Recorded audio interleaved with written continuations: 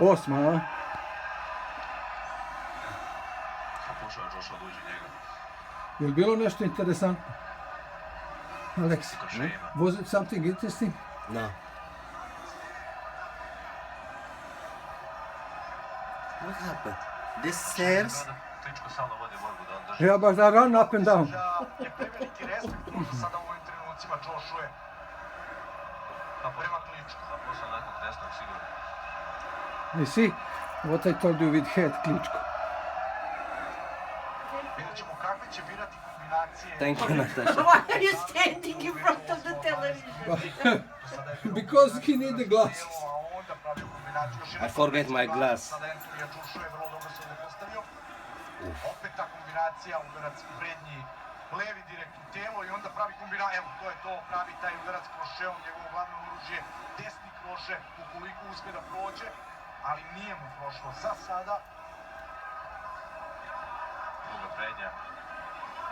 Još jednom. Skuplja pojene Kličko.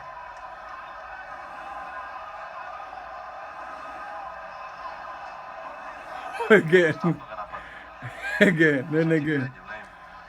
Udarac po udarac, ali konstantno da ga napada i drži svoj ritam.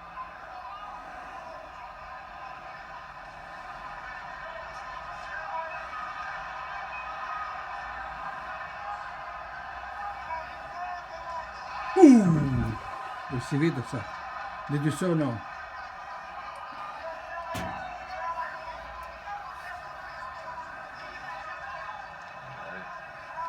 Oh, Još jedan.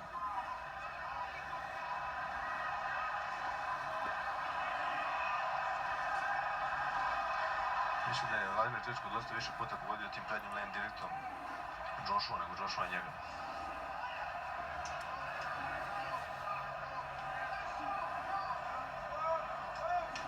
Svi ti udarci bit će na kraju, ukoliko dođe do zbrajanja poena, vrlo bitni.